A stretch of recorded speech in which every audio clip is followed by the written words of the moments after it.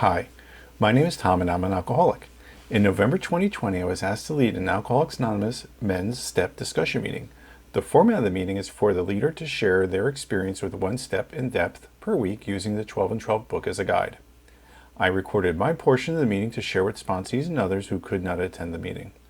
Thanks for taking the time to listen, and I hope that my message of recovery resonates with you. Thanks, Pete. I'm Tom. I'm an alcoholic. I want to thank Pete for, holding the meeting and holding the fort during these times that we're not able to meet in person, and thank for the opportunity to come here and talk about the steps with you guys.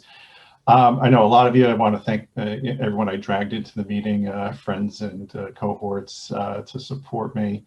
And for those I don't know too well or not at all, I want to give just a really quick overview, and then we'll start talking about step one, because obviously part of my story is about step one. So I'm an alcoholic. I identify myself as alcoholic because that's easy. I'm an alcoholic. I'm an addict. I'm an ACOA. I'm an Al-Anon. I'm just throw whatever ism and 12-step fellowship, and I could probably qualify.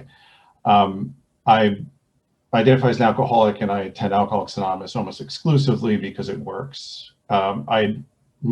This is my personal experience from being around for over 31 years. My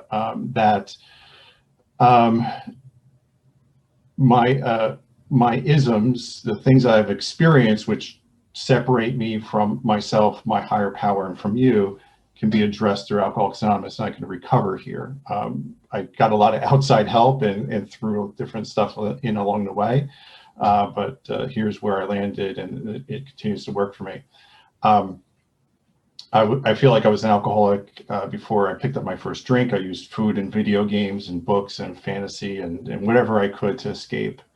I say that my alcoholism was caused by nature and nurture, or lack of nurture. I've got alcoholism in my family. It's genetic. I've got my mom and my grandmother were both recovered from alcoholism.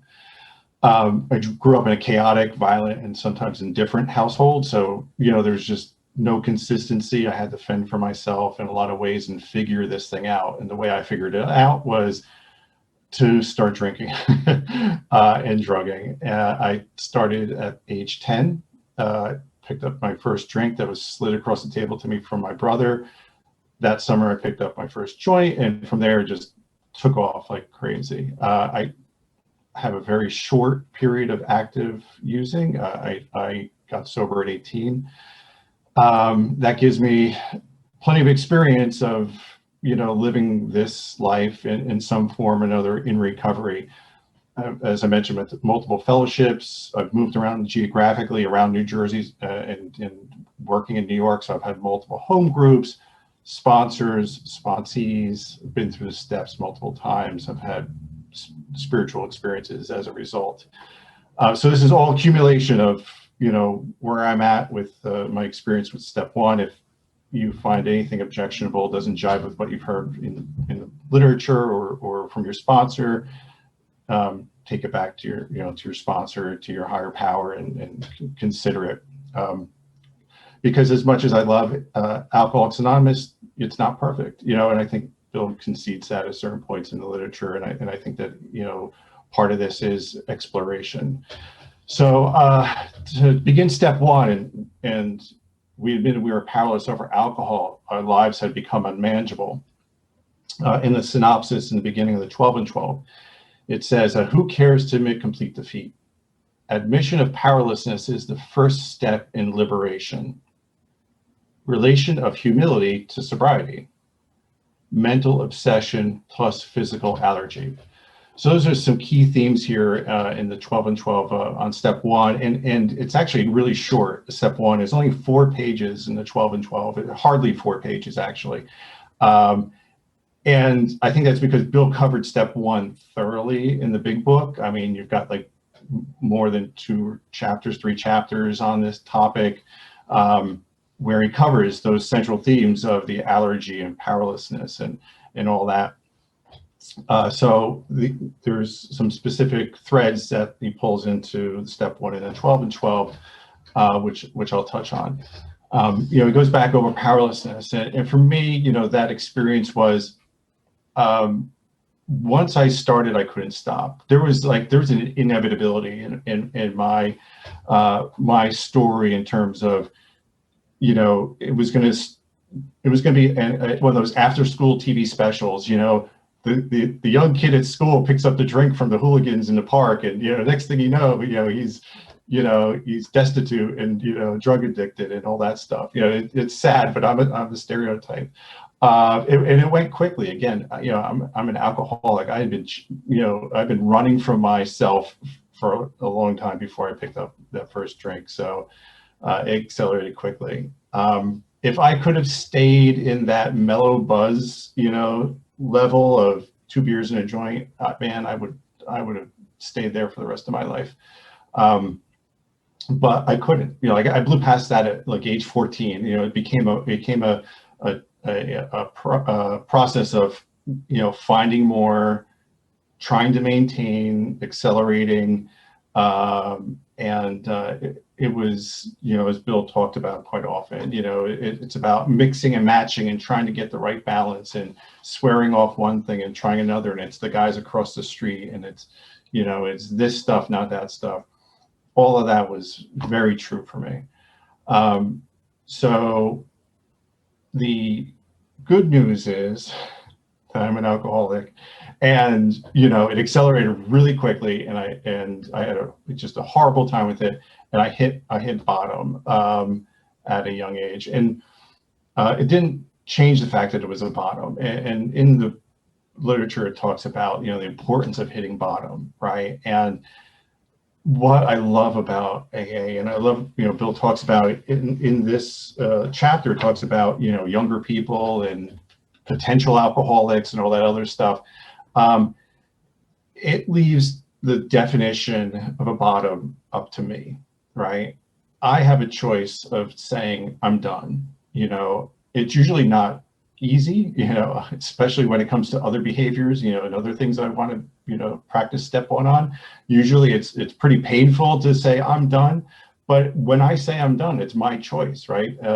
For me, being done was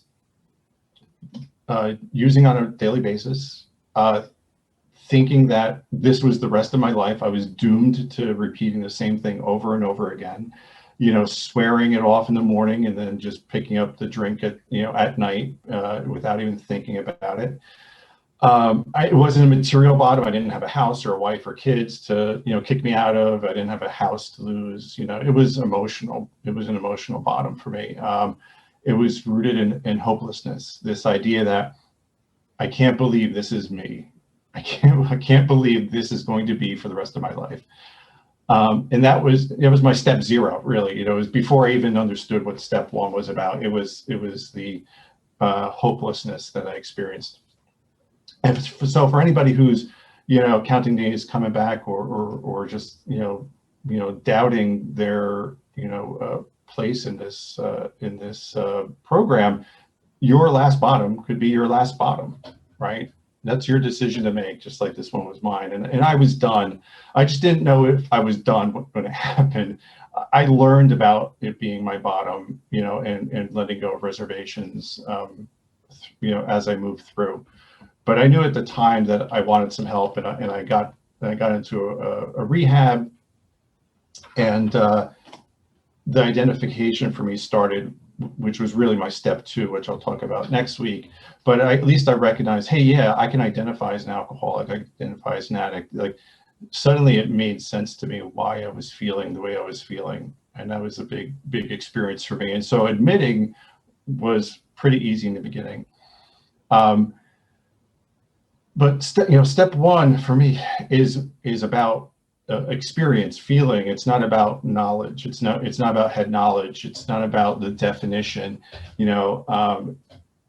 In my experience, how badly I felt, the depth that I experienced helped me have the motivation to apply step 1 and motivate me to continue on the program. Yeah, it was the carrot and the stick. The stick was alcohol and drugs, and that had beaten me up. And the carrot was the hope that you guys had provided. Again, my step 2 experience. So, my stick was pretty pretty strong in terms of what I felt there.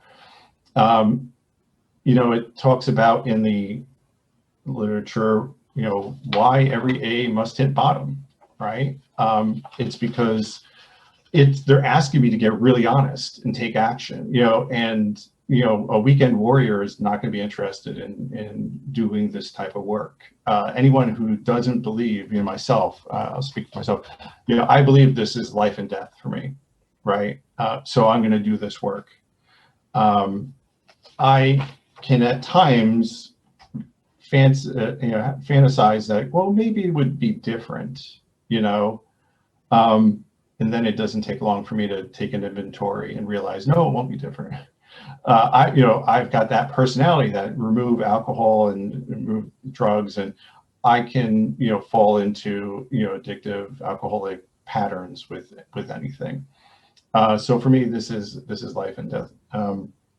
On page 24 in the 12 and 12, he talks about why we must why every AA must hit bottom first. And it asks the question, practicing AA's remaining 11 steps mean the adoption of attitudes and actions that no alcoholic who is still drinking can dream of taking. And I'll even throw in there, almost a lot of alcoholics who don't drink can dream of taking. Otherwise, if it was just the not drinking part, all the alcoholics would work the steps. Even remove alcohol from me, I still have to be willing to go even further than that, because my unmanageability doesn't stop with my substances. It doesn't stop with, walking in the door and sitting in a meeting. My unmanageability is deep and threaded throughout with self, right? So, he's asking the questions right here. Step 1, who wishes to be rigorously honest and tolerant? Who wants to confess faults? Who cares about a higher power? It goes through the kind of synopsis of the other 11 steps, kind of preparing me for like this idea, like, are you sure about this? Because, this is going to be some work here. And only my alcoholism, both the carrot of, the stick of, what it was like when I left this thing, and the having the drink removed, how bad I still felt, right? Remove my substances from me, and I'm still unmanageable, and I need a solution for that, and I need a program for that. I need a way of living that's going to help me manage this stuff. I talk about my chaotic family. It's not like I had a good upbringing, some good role models to show me how to live. I learned how to live here in these rooms with guys like you. So even though, I came in step 1, and I was ready to move forward, I did have some reservations. They were mostly tied around, I don't know if I want to do this the rest of my life. This sounds kind of tough. I don't know if, these steps sound great in theory. I don't know if I want to make amends and all that. But at the very least, I know I wanted to stick around because I had gotten that far and put my toe in the water and wanted to continue on. Those reservations were eventually smashed, and again, those were a little bit around step 2 in my coming to believe story. But all my other reservations about whether or not I was an alcoholic or an addict, that pretty much got wiped away. So let's see what else I was thinking about this. The idea of conceding to and accepting my powerlessness and my becoming an alcoholic. I love Bill's language. As much as there's some stuff in in the literature that is outdated, the idea of like, and more about alcoholism, like we had to fully concede to our innermost selves. There is no wishy-washiness involved with Bill's language. The delusion that we are like other people or presently maybe had to be smashed. I had to, consider that, what delusions I was living, and he's talking about the delusion of that I could be a normal drinker one day, that somehow I could return to, some type of social acceptability with my drinking, so to some level of manageability. And I love that he uses terms like delusion, right? And we talk about in this step 2 about being restored to sanity. This is just insane thoughts, insane behaviors that result from them, and being very strong in his language and being straightforward in the approach. Really for me was important to press forward, right? There's no wiggle room here. There is no gray area. I'm an alcoholic. I've got some work to do. And as I went through, my early recovery, fellowship was great. Steps 1, 2, 3 are great. But stopping there just made me very aware of unmanageability in all areas of my life. My unmanageability comes when I stop drinking. My unmanageability starts when I stop drinking. Matter of fact, it gets magnified because I'm no longer anesthetizing myself. I'm no longer able to, delude myself as easily as I did about, the conditions in my life. And my unmanageability is not outside. It is not outside conditions. It's not my wife. It's not my job. It's not, it's not the weather, that creates unmanageability. It is entirely self, for me, it's the mental, emotional, spiritual condition that I bring into my daily living. And if I don't find a process to reverse that, I might as well just drink. Because that discomfort, that dis-ease that, I could live in without the solution to my unmanageability, just puts me back at where I was before I picked up my first drink. It put me to a place with 5 years, step 1, 2, 3 of being suicidal. Like that's the level that I have the spiritual malady that Bill talks about. And I had to go and look at step 1 again and say, yeah, this is not just, oh, I'm unmanageable when I drink. No, it needs more attention and deeper work. And he laid it out, right? He laid it out over and over again about the work that's expected to be done in order for me to live free of that. So, the other piece I love about where he talks about unmanageability is on page 61 of the big book. He's talking about the actor and the producer of the play, and he's like, is he not the victim of the delusion that he can wrest satisfaction and happiness out of this world if he only manages well?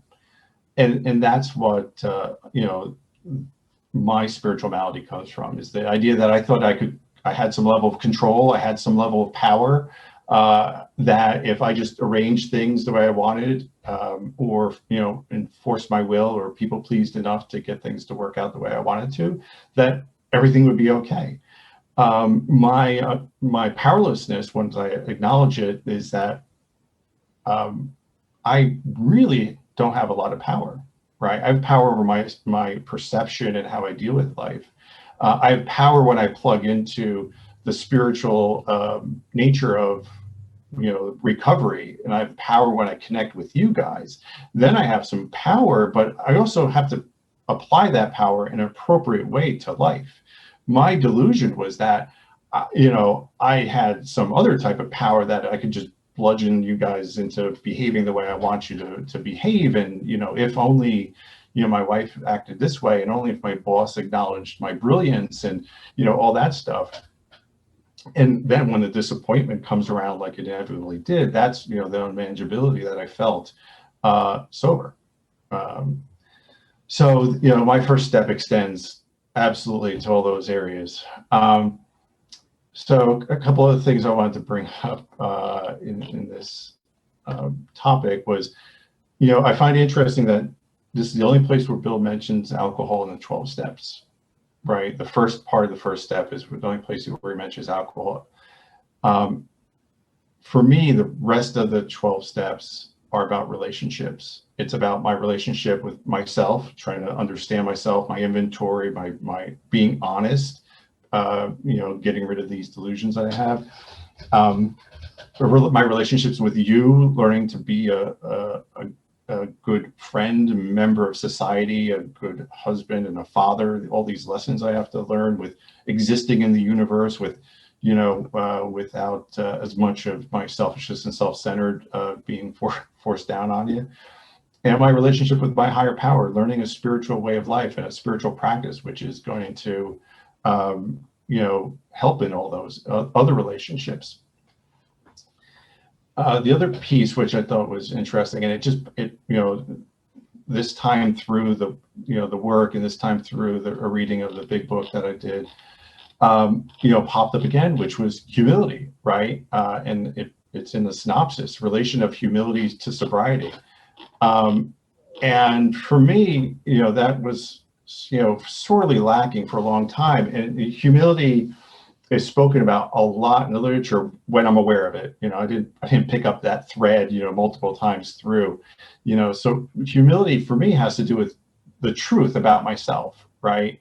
I was in such delusion and such, justification about my behavior and my relationships and my way I tried to manage life. I needed humility. I needed so much truth about, where I fit in the world, right? Where do I fit in these relationships? And it's not, not humility in a degrading way. It's just like, hey, this is you. Like, man, right down the middle. I could see myself clearly for the first time as I worked this step. And he brings it up in the literature, like Bill's language. He talks about, we came here seeking self-confidence, but self-confidence was no good whatever. Talks about it being a personal conquest. He uses the term single-handed combat. All these, things which, I brought into recovery as thinking like, well, these are good things, right? And conquests are good in terms of trying to conquer and overcome things. Combat when I'm dealing with some issues or some character defects where I need some course correction. Confidence is good, but it's all the self personal, me on my own, single-handed part of this disease that I have, which puts me at odds and puts me in danger.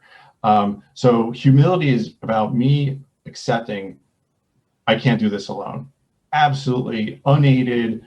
I'm in trouble. I need you guys. I need a higher power. I need this wisdom to just start seeping in and taking over. Today, while I was thinking about talking with you guys tonight, a scene came to mind from High Anxiety, the Mel Brooks movie, where he meets the driver at the airport, and the guy's Brophy, and he goes to pick up Mel Brooks's trunk, and he goes, I got it, I ain't got it. And then he goes to try to pick it up again. He goes, I got it, I ain't got it. And he does it like 3 times. And I'm like, that's me, it's I think I got it, I ain't got it, and I got to keep reminding myself that I ain't got it. Like I have confidence in my ability today. I've got a very good understanding of how to recover from alcoholism, but I know it doesn't involve me alone. Absolutely. So I need you. Hopefully you need me. Going alone is no longer an option. This is not a brute force exercise.